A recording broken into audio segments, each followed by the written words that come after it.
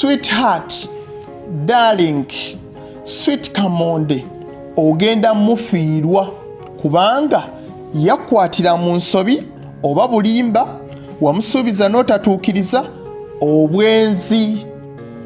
Kati weebuuza kituufu nakikola n'ekyali kyalumu era ndi mwetegefu okukyuka, nkyamwetaaga, kikyennyinza okukola omukomyawo n'addamu n'anneesiga. Ngenda kuwa emitendera 5 gyokka gy'oyinza okuddamu okuzimba obwesigwa bw'abanga omwagalwawo takyakwesiga, oba nga ggwe atakyesiga mwagalwawo oba mukwano gwo ayina ensobi gye yakola.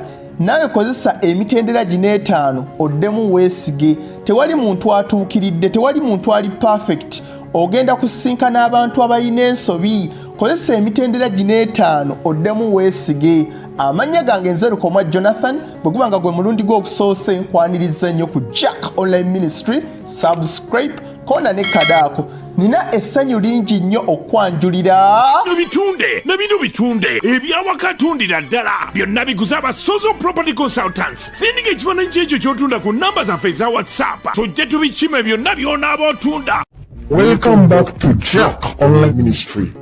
Ekisooka mukwano gwange, teweekweka, tomubulookinga, togenda mu kyalo, togenda Saudi Arabia, sigalawo.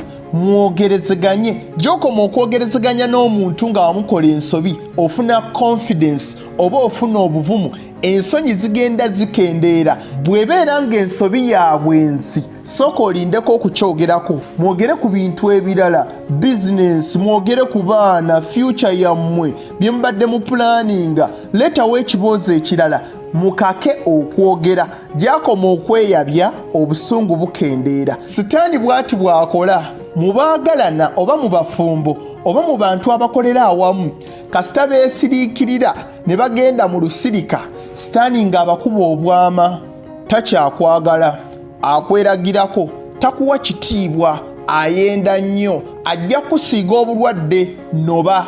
Kasita owuliriza obwama bwa sitaani olw'ensonga nti temukyakolagana, temukyayogerezeganya, ojja kukola okusalawo okukyamu. Ekyokubiri kino kye kisinga obukulu. Kkiriza mu kyogereko, ddamu ansa z'ebibuuzo bye bakubuuza. Ki ekikuuma obusungu ku mutima gw'omuntu? Kwe kubeera n'ebibuuzo nga bingi naye nga talina ansa zaabyo, naye kasita abifulumya n'omuddamu ansa nga ansa z'omuwa ntuufu, ajja kusonyiwa, ajja byerabira, ajja kuddamu akwesige. Naye bw'akubuuza ebibuuzo n'omulimba n'omusirisa, kijja sigala ku mutima gwe, ajja wulira ng'ajjudde, ajja kunoba. Munnyonnyole akawonvu n'akagga. Ekyo kye kijja okutegeeza nti weenenyezza, oli mwetegefu okukyuka era yali nsobi. Ne bwe kibeera nga yeggwe gwe baasobya, yeggwe gwe baakola ekikyamu, tokyesiga mwagalwawo. Naawe beera mugufu gy'ali, gendayo omugambe, bwe wakola kino tekyansanyusa, wannimba nakitegeera, kijja kukuyambako okukkakkana. Ekyokusatu, weenenye ate suubiza okukyuka. Bw'obanga ddala wakikola, menyeka mu maaso g'omwagalwawo, tolaga nti oli mutuufu, weedifendinge, waliwo ensonga lwaki wakikola, naye menyeka okkirize nti no yali nsobi, ate kyandibadde kirungi nnyo n'oteeka mbuwandiike. Okuwandiika kiraga nti oli serious ku nsongayo era toyagala kyerabira era oyagala okinywererako. Olowooza lwaki companies oba abakozesa, omukozi bw'abeera akoze ensobi bamugamba awandiike asuubize nti tagenda kiddamu. Kati nawe okuwandiikako kulaga nti oli serious ku ekyo ky'oyogedde. Toyogedde bwogezi, togenda kyerabira, ogenda kinywererako, ddala yali nsobi. Kiwa omwagalwawo confidence nti ky'okoze togenda kiddamu. Ekyokuna, ky'oba weenenyezza, fuba nnyo obutakiddamu. Bw'okiddamu ajja kukuvuunula bubi. Ayinza okulowooza tomwagala, omunyooma, oli mulimba, gwafuuka muze, obwesigwa bujja kuggwaawo. So nga ate obwesigwa bwe bukuuma abaagalana, emikwano, awatali bwesigwa tewabeerawo mukwano. Waliwo we nali nkola olumu nga nina omuntu gwe nkola naye, ne tuteesa singa ofuna tip oba ssente ezisukka amagoba, buli omu alina okugabana ne munne 50%.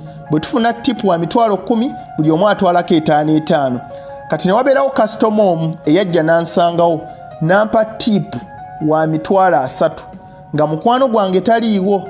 Mukwano gwange bwe yakomawo namugamba twafunye tipu wa mitwalo 10 n'asanyuka ne muwaako 5 nze neetwala 25 nga ndowooza nti taategeere. Waayitawo ennaku 2 kasitoma n'akomawo ne yeenyumya. Mukwano gwo namulekera tipu wa mitwalo 3 kati naawe kwata emitwalo 3 n'amuwa. Awo nno ewaava obuzibu. Teyampaako ku 3 ge kyokka 5 gyange yagitwala nga sirina ngeri yonna gye nnyinza mugambamu nti kati 5 gimpe kubanga namugamba bampa 10. N'asirika n'alekera awo okumpa ku tipu we nga ye zaakola azitereka ng'ate nze zenfuna mbeera mmuwa nsobole okugula obwesigwa okutuuka we namugamba owange nakola ensobi nsaba kunsonyiwa. Omwami oli yampa emitwalo 3 naye nalina obuzibu yensonga lwaki natwala 25 naye nsaasira era sikiddangamu okuva ku olwo. Awo nno n'alyoka yeggula n'ambuulira obulumi obwamuli ku mutima. Olwamala okweggula bw'ati n'atandika okumpa ku ssente zaafuna ne tuddamu enkolagana ne nnyiikira okubeera omwesigwa okutuuka olwaleero. Kati naawe weggule gy'ali mubuulire amazima ate nnyiikira okukuuma obwesigwa. Kuuma ekigambo kyo obwesigwa bujja kuddamu. Ekyokutaano ate era nga kye kisembayo beera mugumiikiriza naye ate sigala ng'onywerera ku kigambo kyo. Tagenda kuddamu kwesiga mu lunaku lumu oba nnaku 2 kiyinza otwala emyezi 6 mwaka mulamba oba myaka 2. Tomupapya akyalina ebiwundu ku mutima tannaba kuddamu kwesiga. Nyiikira okukola ebyo by'osuubiza. Bw'obanga omusuubiza nti togenda kuddamu mulimba nyiikira mu ekyo. Bw'obanga osuubiza nti togenda kuddamu kwenda nyiikira mu ekyo. Oluvannyuma lw'ebbanga ddene ng'alaba nti tokiddamu ajja kuddamu okwesiga. Njagala nnyo owulira endowooza yo. Wali okiyiseemukko n'obeera n'omuntu nga tomwesiga n'abaako by'akola kati watandika omwesiga kyaba kitya? Watandika otya okuddamu omwesiga? Ate oyinayo omuntu kati gw'oteesiga kiki kye yakola? Njagala nnyo owulira endowooza yo. Bw'obanga olina ennyonta ey'okusoma Bayibuli nga toyina muntu mukulu mwoyo wa kusoma naye noonya ku WhatsApp namba yange eyo mbeere nga nkuteeka mu WhatsApp group yaffe mwe tuyigira Bayibuli awamu ne t-shirt zaffe eza Jack Online Ministry zaatandika okufuluma. Bw'obanga oyagalayo naye beera ng'onoonya ku WhatsApp namba yange eyo tubeere nga tunyumyamu awamu ne Sozo Property togyerabira. Nkwebaza okubeera ng'olaba vidiyo zange. Amanya gange Nzerukomwa Jonathan. Teweerabira okusubscribinga okoona kadaako okusharinga. Nkwagala nnyo. Yesu ly'ekkubo n'amazima n'obulamu. Tuddemu ku lunaku olw'okubiri n'olwokutaano. Nkwagala nnyo. Bye. Don't forget to subscribe to Jack Online Ministry.